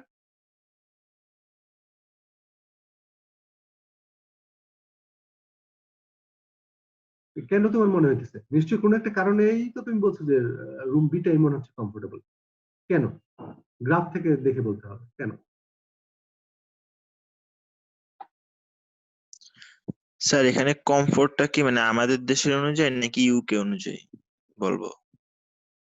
কিন্তু আমাদের দেশের অনুযায়ী বলবা, এই যে আমাদের দেশের কমফোর্ট জোন হলো এটা, আমি বলছি যে আমাদের ধরো আমাদের দেশের কমফোর্ট জোন এটা, সেই হিসাবে রুম এ বেটার না room be better? Sir room be better. কেন মনে হলো রুম বি বেটার? স্যার এই কমফোর্টের কাছাকাছি রুম, মানে কমফোর্টের ধরতে গেলে ভিতরের মধ্যে রুম বি আছে, আর রুম এ কমফোর্টের অনেক বাইরে। এক্স্যাক্টলি, এটাই উত্তর চাইছিলাম, যে আমি এখান থেকে বুঝতে পারি যে আমার কমফোর্টের এই জোনের কাছাকাছি যত হবে তত আমার রুম কমফোর্টেবল। যত দূরে হবে তত বেশি আনকমফোর্টেবল, ঠিক আছে, যত দূরে যাবে। তার মানে দাঁড়ালো বিটা অবশ্যই কমফোর্টেবল, কারণ বিটা অলমোস্ট পড়ে গেছে। হ্যাঁ, যদি এইখানে পড়তো, তাহলে আরো বেশি কমফোর্টেবল। মানে জনগণ বলছে এই জায়গাটা কমফোর্টেবল, জনগণ যাদের নিয়ে আমি এক্সপেরিমেন্ট করছি তারা বলছে এই জায়গাটা কমফোর্টেবল। বুঝতে পারতেছো? তার মানে আমি কিন্তু আমার স্পেসকে জাস্ট করতে পারতেছি। তার মানে আমার স্পেসটা কমফোর্টেবল হলো কি হলো না, আমি যদি আমার স্পেসের হিউমিডিটি এবং হিউমিডিটি টেম্পারেচার এগুলো মেপে এইখানে বসাই দিই, তাহলে আমি বের করে ফেলতে পারি যে এটা যদি কমফোর্ট জোনের মধ্যে পড়ে তাহলে কমফোর্টেবল, আর কমফোর্ট জোনের মধ্যে যদি না পড়ে তাহলে কমফোর্টেবল না। তার মানে আমার রুম এটা কমফোর্টেবল হয় না, কিন্তু বিটা কমফোর্টেবলের কাছাকাছি। ওকে, এবার আসো, ধরলাম বিটা কমফোর্টেবল, আবার বারবার মুছে ফেলতেছি। আমি এবার বি রুমটা মুছে দিলাম, এই দাগগুলো মুছতে পারি। এবার আমাদের বিষয় হবে যে ঠিক আছে ফাইন, এই রুমটা তো কমফোর্টেবল না, আমি বুঝতে পারছি, যেহেতু এটা জোনের মধ্যে পড়ে নাই, জোনের বাইরে পড়ছে। এইবার আমি কিভাবে এইটাকে কমফোর্টেবল সিচুয়েশনে নিয়ে আসতে পারি, এটি তো নাহলে তো আমার হবে না। আমি বুঝতেছি যে এইটার টেম্পারেচার 36°C, কাজে আমি যদি টেম্পারেচার খানিকটা কমায় এই রেঞ্জের দিকে এদিকে কমাইতে পারি তাহলে কমফোর্টেবল রেঞ্জের দিকে যায়। তার মানে এই পয়েন্টটা এই বরাবর যদি দিতে পারি, টেম্পারেচারটা খানিকটা কমাতে পারি, তাহলে কমফোর্টেবল জোনের দিকে যায়। আমি ধরো সামহাউ আমার রুমের টেম্পারেচার দিলাম কমায়, তাহলে হোয়াট উইল হ্যাপেন, রুমের টেম্পারেচার কমায় 30° দিলাম, তাহলে এরকম একটা রুম বানাইলাম। আমি আবার কি করলাম, একই জিনিস একই সিচুয়েশন আবার রাখতেছি। হ্যাঁ, এবার আমি রুমের টেম্পারেচার কমাই দিলাম 30°C, আর হিউমিডিটি একই রাখলাম। What will happen, humidity 60%। তাহলে আমি এবার একটা গ্রাফে বসাই, 30°C এর লাইন হলো এটা, আর 60% হিউমিডিটির লাইন হলো যথারীতি এটা। আমার নতুন এই রুম ডিজাইন করাতে নতুন রুমের থার্মাল কন্ডিশনে এইখানে যায় পড়ছে। এখন বলো এটা কি কমফোর্টেবল? জি স্যার, এটা আগের চেয়ে কমফোর্টেবল। এক্স্যাক্টলি, আগের থেকে কমফোর্টেবল, বাট নট কমফোর্টেবল। আমি কিন্তু কমফোর্ট জোনের মধ্যে কিন্তু পড়ে নাই, এই যে হলো আমার জি স্যার। কমফোর্ট জোন, কমফোর্ট জোনে পড়ে নাই, বাট আগের থেকে কমফোর্টেবল হয়েছে, কারণ এই জোনের কাছাকাছি চলে আসছে। ওকে ফাইন, তার মানে আমি টেম্পারেচার কমায় এই জোনের কাছাকাছি নিয়ে আসতে পারতেছি। তার মানে এখন টেম্পারেচার এই বরাবর আছে, এখন আমাকে কি কমাইলে মোটামুটি কমফোর্ট জোনের মধ্যে ঢুকে যাবে? Sir humidity. এক্স্যাক্টলি, হিউমিডিটি যদি আমি কমাই দিতে পারি তাহলে কমফোর্ট জোনের মধ্যে ঢুকে যায়। এবার আমি আবার রুমটার মধ্যে আর একটু মডিফাই করলাম, মডিফাই করে টেম্পারেচার একই রাখলাম 30°C। এবার হিউমিডিটিটাকে কমাইলাম মেকানিক্যালি, হোয়াট এভার, আমি কোনোভাবে কমাইলাম, কমায় এটাকে 40% করলাম, 40% করলাম। Let's see 40%। ওকে, এবার আমি বসাই 30°C এর লাইন এটা, 40% এর লাইন হলো এটা, আর একটু কাছাকাছি আসছে, রাইট? এই পয়েন্টে মিট করছে একটু বাইরে, বাট এটার থেকে কমফোর্টেবল, ঠিক না? জি স্যার, আগের চেয়ে কমফোর্টেবল। আগের চেয়ে আরো, এটার থেকে এটা কমফোর্টেবল, এটার থেকে এটা কমফোর্টেবল, তার মানে আর একটু হিউমিডিটি আমার কমাইতে হবে। তার মানে আরেকটা রুমে গেলাম, এইবার আমি টেম্পারেচার আর কমাচ্ছি না, 30°C, এবার 20% করে দিলাম। Let's see what happen. 20% করার ফলে 20% এর লাইন কোনটা? 20% এর লাইন হচ্ছে এটা, এই লাইন দিয়ে গেছে এই, আর আমার 30 লাইন এটা, এবার পড়ছে এখানে। এবার বলো এটা কি হয়েছে? কমফোর্ট জোনে পড়ে গেছে স্যার। কমফোর্ট জোনে পড়ে গেছে। তার মানে দাঁড়ালো আমি কিন্তু বুঝতে পারি এই স্কেলটা ব্যবহার করে বা এই গ্রাফটা ব্যবহার করে, কিন্তু আমি বুঝতে পারতেছি যে আমার রুমটা কমফোর্টেবল হলো না, তাহলে কমফোর্ট থেকে কত দূরে আছে। এবার কি করলে কমফোর্টেবল হবে, টেম্পারেচার কমাইলে না হিউমিডিটি কমাইলে? তাহলে আমি যদি জানতে পারি যে প্রবলেমটা কোথায়, তাহলে আমি সমাধানের দিকে যেতে পারবো। আমি যদি প্রবলেমই না জানি তাহলে তো হবে না। তাহলে এই গ্রাফটা আমাকে প্রবলেমটা জানাই দিচ্ছে, রাইট? আমাকে প্রবলেমটা জানাই দিচ্ছে, আমাকে বলে দিচ্ছে যে কি বলে এইটা কমফোর্টেবল, এটা কমফোর্টেবল না, এই করলে কমফোর্টেবল হবে, এই করলে কমফোর্টেবল হবে না। তার মানে আমি এই গ্রাফটা থেকে বুঝতে পারতেছি টেম্পারেচার কমাইলে হিউমিডিটি কমালে আমি কমফোর্ট জোনের দিকে যেতে পারবো। এইবার আমি কিভাবে হিউমিডিটি কমাবো, টেম্পারেচার কমাবো, সেটা তো আমার ব্যাপার। নানা রকম হয়ে আছে টেম্পারেচার হিউমিডিটি কমানোর। আমি ধরো আমার রুমটার মধ্যে অটোমেটিক এত ওয়াটার সোর্স আছে যেখানে প্রচুর হিউমিডিটি হয়ে যাচ্ছিল, আমি ভেন্টিলেশনের ব্যবস্থা করে হিউমিডিটি কমাই হতে পারে এরকম একটা পদ্ধতি। হ্যাঁ, ভেন্টিলেশন দিয়ে আমি হিউমিডিটি কমাই দিব। তারপরে এমন হতে পারে যে আমি আহ, আমার রুমটা এমন একটা জায়গা যেখানে প্রচন্ড রোদ পড়ে, সোলার হিট গেইন হয়, মানে সূর্য থেকে সোলার রেডিয়েশন ওয়ালের মধ্যে পড়ে, সেখান থেকে তাপ ভেতরে ঢোকে, ফলে আমার টেম্পারেচার 36 ডিগ্রি সেলসিয়াস হয়ে গেছিল। এই কারণে এখন যদি আমি যদি এখন ওই রুমটার চারপাশে যদি এটা ধরো আমার রুমটা 36 ডিগ্রি সেলসিয়াস ছিল আগে, এটা ছিল ওয়েস্টের থেকে প্রচন্ড, ধরো এটা ওয়েস্টের থেকে প্রচন্ড সোলার রেডিয়েশন এসে এইটাকে আমি কারণ বার করতে হবে কেন গরম। আমি দেখলাম যে ওয়েস্টের থেকে গরম এসে এটাকে টেম্পারেচার বাড়ায় দিচ্ছিল, আমি এখানে একটা গাছ লাগাই দিলাম। ওকে, এখানে একটা গাছ লাগাই দিলাম, তাহলে শেডেড হয়ে গেল, এই solar radiation solar hit gain কমে গেলে ধরো টেম্পারেচারও কমে গেল। তাহলে আমি নানা রকম পদ্ধতি অবলম্বন করে, আর মেকানিক্যাল ডিভাইস ব্যবহার করে তো আমি পারি, এসি বসাই দিলে তো পারি, সেটা ভিন্ন কথা। আমি নানা রকম ন্যাচারাল ওয়েতে আমি কমফোর্টেবল সিচুয়েশন তৈরি করার চেষ্টা করতে পারি। আমি আগে প্রবলেম আইডেন্টিফাই করব, তারপরে সমস্যাগুলো বের করার চেষ্টা করব এবং সমাধানের দিকে থাকবো। তোমরা কি এই ব্যাপারটা বুঝতে পারছো কি আদৌ, যে টোটাল ব্যাপারটা, যে ক্লাইমেট নিয়ে কাজ করার কৌশলটা, যে ক্লাইমেট নিয়ে আমি কিভাবে হ্যান্ডেল করব? মানে তুমি তো এখনো কেবল আর্কিটেকচারের প্রথম লেভেলে আছো, তাই না? আস্তে আস্তে যখন নেচার সম্পর্কে আরো আইডিয়া হবে, মানুষ সম্পর্কে আরো আইডিয়া হবে, তখন টেম্পারেচার, হিউমিডিটি, এই সমস্ত এলিমেন্ট সম্পর্কে আরো বেশি আইডিয়া হবে, তুমি বুঝতে পারবা যে কিভাবে আমি কমফোর্ট জোনের মধ্যে নিয়ে আসতে পারি। আর এটাই হলো সায়েন্টিফিক ওয়ে। এই যে যেটা আমরা দেখালাম সেটা হচ্ছে একমাত্র সায়েন্টিফিক ওয়ে, আমরা এই পদ্ধতিতে এটা জাজমেন্ট করি।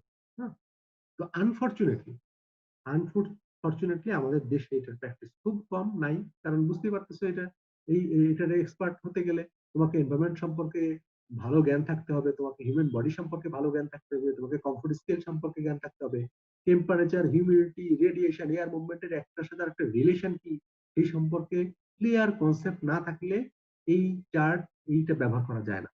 হুম, কাজেই আনফরচুনেটলি দেখা যায় যে আমরা এটা থেকে দূরে সরে যাই, ইন ফিউচার আর্কিটেক্টটা দূরে সরে যায়। কেন সরে যায়? কারণ কি আমরা চর্চা করি না, আমাদের চর্চা এখনো আমাদের কারিকুলামের মধ্যে ঢোকে নাই, যেটা কিনা বাইরের দেশে ঢুকে গেছে।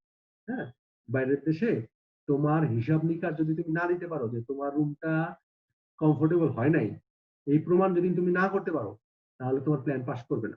হুম, তোমাকেই প্রমাণ করে দিতে হবে, তুমি ডিজাইনও করার সাথে সাথে তোমাকে প্রমাণও করে দিতে হবে, ভাই দেখেন আমার রুমটা কিন্তু কমফোর্টেবল। ওই প্রমাণ ছাড়া হবে না। অথচ আমাদের দেশে এই জিনিসটা নাই, আনফরচুনেটলি। হুম, অথচ এই জিনিসটা থাকলে হিউজ পরিমাণ এনার্জি রিসোর্স আমরা বাঁচাতে পারি। দেশের, আমাদের নিজেদের পার্সোনাল, মানে ক্লায়েন্টের এনার্জি রিসোর্স আমরা, এবং পৃথিবীর এনার্জি রিসোর্স আমরা বাঁচাতে পারি, এবং আসলে পৃথিবীকে লংজিভিটি বাড়াই দিতে পারি, পৃথিবীর স্থায়িত্বকালকে বাড়াই দিতে পারি। ঠিক আছে? তাহলে আর্কিটেক্টের হচ্ছে হিউজ রেসপন্সিবিলিটি, কারণ হিউজ পরিমাণ এনার্জি আর্কিটেক্ট ডিল করে। আর্কিটেক্ট যখন বিল্ডিং ডিজাইন করে, হিউজ পরিমাণ এনার্জি সে ডিল করে, তার হাত দিয়ে যায়। তার একটা ভুল হিউজ পরিমাণ এনার্জির খরচে বিল্ডিং হয়ে যেতে পারে। 100 বছর ধরে সেই খরচে বিল্ডিং যদি এনভায়রনমেন্টে থাকে, তাহলে এনভায়রনমেন্টের অনেক ক্ষতি সাধন করতে পারে। তো সেটাই বলতেছি যে আর্কিটেক্ট অনেক রেসপন্সিবল হতে হবে। তো আসলে নেক্সট স্লাইডে যাই আমরা। এবার হচ্ছে সিইটি। সিইটি হচ্ছে, এটা বেশি ডিটেল নাই। সিইটি হচ্ছে কারেক্টেড ইফেক্টিভ টেম্পারেচার বা সিইটি। তাহলে সিইটি কেন কারেক্টেড করা লাগলো, কেন কারেক্ট করা লাগলো ইটিতে? খেয়াল করে দেখো, ইটিতে বা ইফেক্টিভ টেম্পারেচার আমরা শুধুমাত্র হিউমিডিটি আর কি বলে, হিউমিডিটি আর টেম্পারেচার, এই দুইটা জিনিসকে নিয়ে ডিল করছি। এই যে আমি রুমগুলোর এক্সাম্পল দিলাম, হিউমিডিটি আর টেম্পারেচারকে নিয়ে ডিল করছি। ঠিক আছে? অথচ একটা রুমের মধ্যে বা একটা জায়গার শুধুমাত্র টেম্পারেচার আর হিউমিডিটির মধ্যেই সীমাবদ্ধ না, এটা আরো আছে এয়ার মুভমেন্ট, তারপরে রেডিয়েশন, তারপরে হিউম্যান অ্যাক্টিভিটি, তারপর সাবজেক্টিভ ভেরিয়েবল, এগুলো ফ্যাক্টর, এগুলো নিয়ে কিন্তু ডিল করা হয় না। বিশেষ করে এয়ার টেম্পারেচার রেডিয়েশন নিয়ে ডিল করা একদমই হয় না। সরি, এয়ার মুভমেন্ট হ্যাঁ রেডিয়েশন নিয়ে ডিল করা হয় না। তো সেইটাই নিয়েই সমালোচনা হতে পারে, এটা নিয়ে পরে সমালোচনা হচ্ছে যে আপনি যেই কমফোর্ট স্কেলটা ডিজাইন করছেন সেটা তো শুধুমাত্র রিলেটিভ হিউমিডিটি আর এয়ার টেম্পারেচার নিয়েই ডিল করছে, আরো যে ভেরিয়েবল আছে সেগুলো নিয়ে তো ডিল করে নাই।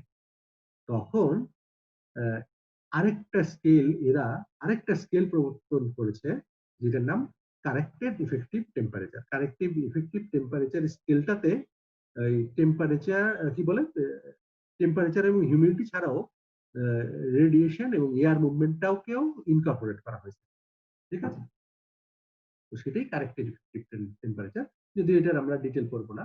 ইট established without considering the air movement and what condition is completely not exist in nature।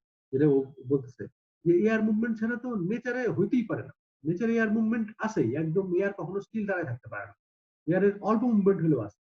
কাজে এটা আপনি কনসিডার করেন নাই ইচিতে, সেটা একটা সমালোচনা। ইভেন ইন দ্য রুম, এবং রুমের মধ্যেও এয়ার মুভ করে, কখনোই স্টিল হয় না। and air movement has directly influenced the comfort condition, এবং কমফোর্ট কন্ডিশনে এয়ার মুভমেন্টের বড় ভূমিকা আছে, সেটা তো আমরা পড়লাম কিছুক্ষণ আগে। So the effective temperature index was later modified, পরে কিন্তু মডিফাইড করা হয়েছে by incorporating air movement and the revised is known as the CET বা কারেক্টিভ ইফেক্টিভ টেম্পারেচার।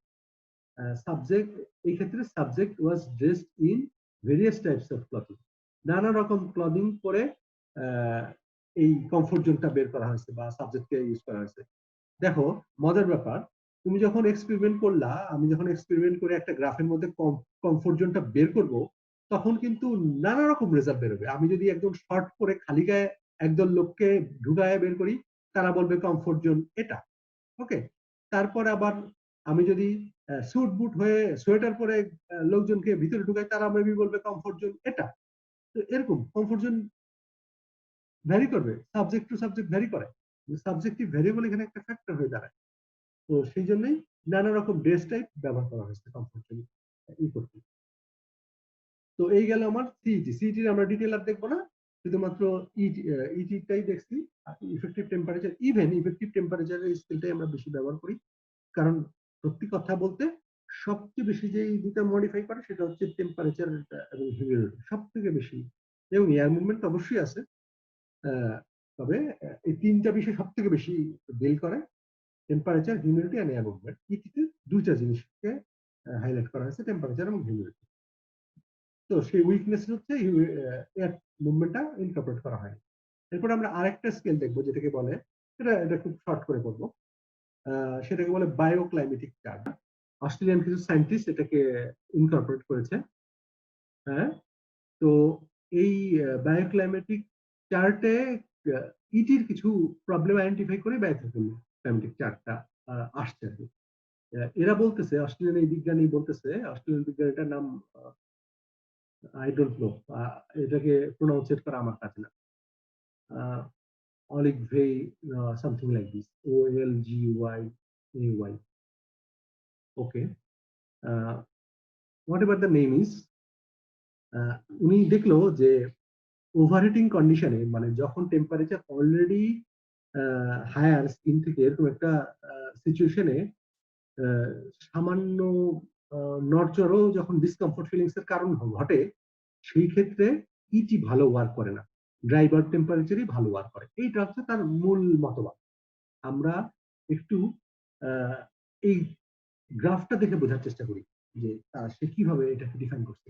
আরো একটা মজার ব্যাপার সে বলছে, সে হচ্ছে এর আগে ইটি ছিল হিউমিডিটি এবং এয়ার মুভমেন্টটাকে কনসিডারেশনে আনছে, রাইট। বায়োক্লাইমেটিক চার্টে হিউমিডিটি, এয়ার টেম্পারেচার, কি বলে, সরি, হিউমিডিটি এখানে তো টেম্পারেচার হবে, হিউমিডিটি এবং টেম্পারেচারকেই শুধুমাত্র কনসিডারেশনে আনছে ইটিতে। আর বায়োক্লাইমেটিক চার্টে হিউমিডিটি, তারপর temperature, air movement and radiation, এই চারটা জিনিসকেই কনসিডারেশনে আনছে বায়োক্লাইমেটিক চার্ট। ওকে, তো আমরা সেটাই এখন গ্রাফ দেখে বোঝার চেষ্টা করবো বায়োক্লাইমেটিক চার্টটা কেমন। এদিকে হচ্ছে রিলেটিভ হিউমিডিটি। রিলেটিভ হিউমিডিটি হচ্ছে এদিকে 10%, 20%, 30%, 40%, 50%, এভাবে করতে করতে 100% রিলেটিভ হিউমিডিটি। আর উপর দিকে গেছে temperature, 10 degree Celsius temperature, 20 degree Celsius, 30 degree Celsius, 40 degree Celsius, 50 degree Celsius, এইভাবে করে। এদিকে হচ্ছে হিউমিডিটি, রেডিয়েশন, এদিকে হচ্ছে টেম্পারেচার, এদিকে হচ্ছে হিউমিডিটি। তাহলে তুমি এখন প্রশ্ন করতে পারো স্যার তাহলে রেডিয়েশন আর এয়ার মুভমেন্ট কই, আমি পরে বলি রেডিয়েশন আর এয়ার মুভমেন্ট কই গেছে। এখন এইখানে কমফোর্ট জোনটা হলো এটা, ধরো এটা হলো কমফোর্ট জোন, ডিফাইন করছে এই গ্রাফে, এটা হলো কমফোর্ট জোন। ওকে, মানে ওই ওইখানে এক্সপ্লেন করে যাদের এক্সপ্লেন করছে তারা বলছে এটা কমফোর্ট জোন। এখন তুমি দেখবা কতগুলো লাইন দেওয়া আছে, এক্সট্রা এডিশনাল কিছু লাইন দেওয়া আছে। এগুলো হচ্ছে এয়ার মুভমেন্টের লাইন, এগুলো হচ্ছে রেডিয়েশনের লাইন। এখন আমার কিছু প্রশ্ন আছে তোমার তোমার কাছে। ধরো একটা রুমের temperature 30 degree Celsius, 30 degree Celsius, আর হিউমিডিটি 60%। ধরো কথার কথা হিউমিডিটি 60%। এখন এই রুমের মধ্যে, এই একটা রুমের মধ্যে, এই রুমটার মধ্যে আমি অবস্থান করছি। এই রুমের মধ্যে একটা হিটার জ্বালায় দেওয়া হলো, হিটার জ্বালায় দিল যে কিনা রেডিয়েট করতেছে, হিট প্রডিউস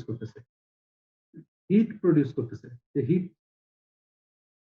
রেডিয়েট করতেছে। ওকে, এখন আমার প্রশ্ন হলো আমি কি কম টেম্পারেচার নিড করব না বেশি টেম্পারেচার নিড করব এই সিচুয়েশনে যখন রেডিয়েশন এক্সিস্ট করে? কে বলতে পারবে এই রুমটার মধ্যে কি ঘটনা ঘটে? আমি কি 30 ডিগ্রিতেই সন্তুষ্ট থাকবো তখন যখন যখন এরকম একটা হিট রেডিয়েট করতেছে? তখন আমি কি লোয়ার টেম্পারেচার নিড করবো না হায়ার টেম্পারেচার নিড করবো? কে বলবে?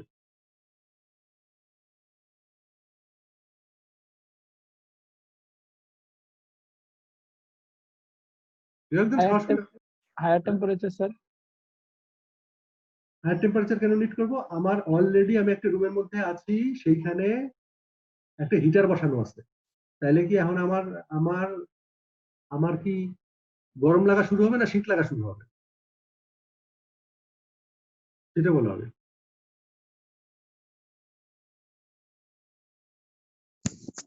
স্যার যেহেতু হিটার ইউজ করা হয়েছে ওই কারণে মানে পরিবেশটা ঠান্ডা, তো হিটারের মধ্যে আমি কমফোর্টেবল ইয়াতে আসছি। তো পরিবেশটা ঠান্ডা না গরম তো ওটা তোমার মুখে মুখে তো জাজ করলে হবে না। আমি তো বলে দিছি টেম্পারেচার, আমি বলছি একটা রুমের মধ্যে টেম্পারেচার 30 ডিগ্রি সেলসিয়াস, হিউমিডিটি 60%। তো রুমের কন্ডিশন কি আমি বলেই দিছি। এবার আমি বললাম এই রুমের মধ্যে আমি আগুন জ্বালাই দিচ্ছি, এখন আমি কি লোয়ার টেম্পারেচার নিড করবো না হায়ার টেম্পারেচার নিড করবো? কারণ আগুন থেকে রেডিয়েশন হচ্ছে।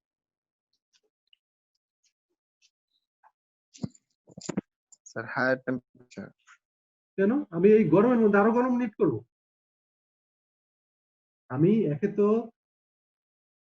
রেডিয়েশন মানে কি, এখান থেকে হিট জেনারেট করতেছে, রেডিয়েট হয়ে আমার শরীরের মধ্যে ঢুকতেছে, শরীরের মধ্যে ঢুকলে কি আমি আরাম পাবো? না স্যার। আমার হিট ডিসিশন প্রক্রিয়া তো বাধাগ্রস্ত হয়ে যাবে। রেডিয়েশন প্রক্রিয়া হিট আমি ছাড়তে পারবো না। তাহলে বাধাগ্রস্ত হলে আমি কি করব? আমি লোয়ার টেম্পারেচার নিড করব। আমার আমার আমি আমি চাবো যে ঠান্ডা হোক। Is it true or false? বুঝতে পারছো এটা? এবার আসো আরেকটা রুমের কথা, এটা কিন্তু গভীরভাবে ভাবতে হবে। এবার আসো আরেকটা রুম, এই রুমটার টেম্পারেচার একই টেম্পারেচার 30 ডিগ্রি সেলসিয়াস এবং হিউমিডিটি 60%, একই রুম। এবার আমি এই রুমটার মধ্যে এতক্ষণ ফ্যান চলতেছিল না, আমি এবার ফ্যান চালাই দিলাম। ফ্যান চালাই দিলে আমার কি ঠান্ডা লাগবে না আমি অলরেডি যা ফিল করতেছি তার থেকে ঠান্ডা লাগবে না গরম লাগবে ফ্যান চালাইলে?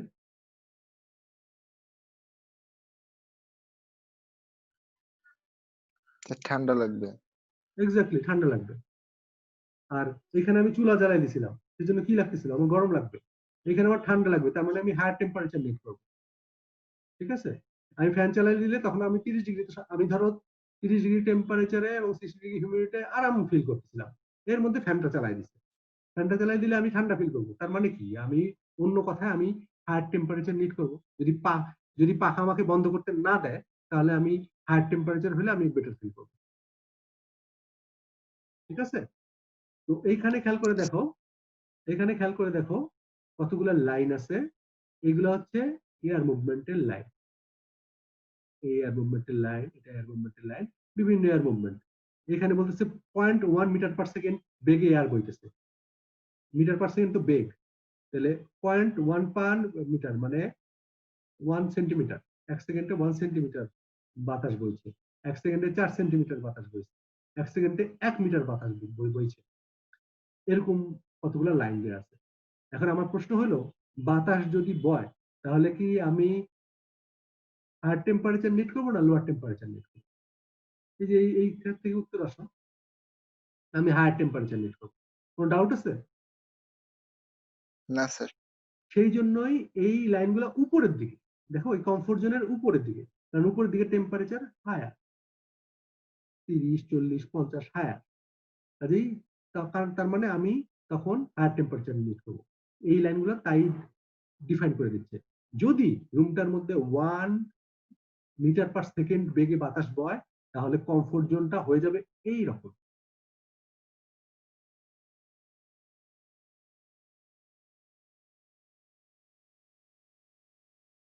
বুঝতে পারছো? কমফোর্ট জোনটা তখন হয়ে যাবে এরকম, মানে শিফট করে যাবে। কমফোর্ট জোনটা শিফট করে এইখানে অবস্থান করবে। কোনখানে? এই লাইনটার বরাবর। এই লাইনটার বরাবর। এই লাইনটা কি রিপ্রেজেন্ট করতেছে? এই লাইনটা বলতেছে 1 মিটার পার সেকেন্ড বাতাস বইতেছে।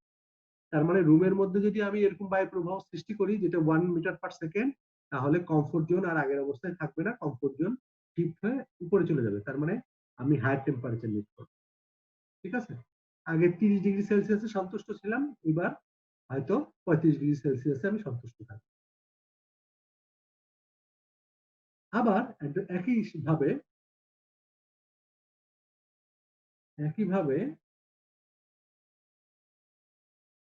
একইভাবে যদি রুমের মধ্যে কোনো রেডিয়েশনের উৎপত্তি ঘটে বা রেডিয়েশনের ঘটে, আগমন ঘটে, দেখো রেডিয়েশন মনে করো সূর্যের আলো আইসা রুমের মধ্যে ঢুকতেছে, এরকম কিছু, বা একটা হিটার জ্বালায় দেওয়া হয়েছে, এরকম কিছু। এইখানে কিছু লাইন দিয়ে আইডেন্টিফাই করা হয়েছে। এটা হচ্ছে 100 ওয়াট পার মিটার স্কয়ারের লাইন, এটা 300 ওয়াট পার মিটার স্কয়ারের লাইন, এটা 500 watt per metre square line, এটা 800 watt per metre square line. ধরো এরকম একটা রেডিয়েশন সৃষ্টি করা হলো যেটা 800 ওয়াট পার মিটার স্কয়ার আমার রুমের মধ্যে। হ্যাঁ, তাহলে আমার কমফোর্ট জোনটা শিফট করে এই 800 জনের এই বরাবর চলে আসবে। তার মানে তখন আমার কমফোর্ট জোনটা এরকম হয়ে যাবে, কমফোর্ট জোনটার আকৃতিটা এরকম হয়ে যাবে, এরকম হয়ে যাবে। এটা হবে আমার নতুন কমফোর্ট জোন। মানে এই কমফোর্ট জোনটা শিফট করে নিচে নেমে আসবে, যেহেতু আমি লোয়ার টেম্পারেচার নিট করবো, কারণ অলরেডি রেডিয়েশনটা আমার হিট ডিসিপেশন প্রসেসকে বাধাগ্রস্ত করতেছে। আমি রেডিয়েশন প্রক্রিয়া হিট করতে পারছি না, কারণ already 800 watt per metre square radiation রুমের মধ্যে এক্সিস্ট করতেছে। তখন রুমের ইয়াটা কমফোর্ট জোনটা নিচে শিফট করে আসবে। তাহলে অ্যাট এ গ্লান্স যদি আমি বলি, তাহলে যদি নরমাল সিচুয়েশন থাকে, যদি হিউমিডিটি এবং এয়ার মুভমেন্টকে টেম্পারেচার এবং কি বলে রিলেটিভ হিউমিডিটিকে কনসিডার করি, রিলেটিভ হিউমিডিটি এবং টেম্পারেচারকে কনসিডার করি, তাহলে কমফোর্ট জোনটা হয় এটা। এবং তারপর যদি আমি দেখি যে রুমের মধ্যে বাতাস আছে, তাহলে কমফোর্ট জোনটা উপর দিকে ধাবিত হয়, উপর দিকে প্লেসড হয়। আর যদি দেখি যে আমার রুমের মধ্যে আমি এডিশনাল কি বলে রেডিয়েশন করছি, তখন আমার কমফোর্ট জোনটা নিচে নেমে আসে, কমফোর্ট জোনটা মুভেবল, ঠিক আছে, শিফট। তো এই ব্যাপারটা কি বুঝতে পারছো? এই কমফোর্ট জোনের ক্যারেক্টারটা, এই কমফোর্ট জোনটার মধ্যে 4টা বিষয়ই ইনকর্পোরেট করা হয়েছে: temperature, humidity, radiation and air movement. তো মূলত বাড়ানো হয়েছে টেম্পারেচার এবং হিউমিডিটি দিয়ে, তারপর রেডিয়েশন, এয়ার মুভমেন্ট কতগুলো লাইন দিয়ে আইডেন্টিফাই করা এবং বলা হয়েছে যে যদি যেই পরিমাণ হিউমিডিটি থাকবে, যে পরিমাণ রেডিয়েশন থাকবে, সেই অনুযায়ী কমফোর্ট জোনটা শিফট হবে, লাইন বরাবর শিফট হবে। এই হলো আমাদের চ্যাপ্টার নাম্বার 7 এর শেষ হলো আর কি। আমাদের এট দ্য সেম টাইম আমাদের কোর্স তো শেষ হয়ে গেল। ক্লাইমেটকে নখদর্পণে আনতে গেলে ক্লাইমেটকে চর্চা করার বিষয় এটা। অঙ্ক যেমন চর্চার বিষয়, তুমি যদি অঙ্ক না করো, কোনো সূত্র ভুলে যাবা, অঙ্ক করতে পারবা না। হ্যাঁ, এবং ভীতির কারণ হয়ে যায় একটা পর্যায়ে চর্চার মধ্যে না থাকলে। এই ক্লাইমেট এক্স্যাক্টলি তাই, চর্চার মধ্যে যদি না রাখো তাহলে ভীতির কারণ হয়ে যায় এবং পরে আর পড়তে ইচ্ছা করে না। তাহলে সেই কথাই থাকলো, তোমরা আমাকে জানাবা তোমরা কবে রিভিউ ক্লাস দিবা, আর আমি এর মধ্যে ইন দ্য মিন টাইম যদি কাটছাট করে ঠিক করতে পারি তাহলে ঠিক করে দিব, অথবা র জিনিস দিয়ে দিব। ওকে, তাহলে আপাতত খোদাফেজ, জি স্যার, বাই বাই, ওয়ালাইকুম সালাম, ঈদ মোবারক, অ্যাডভান্স ঈদ মোবারক জানাই দিলাম। ওকে, জি স্যার, ঈদ মোবারক। এগুলো বলো।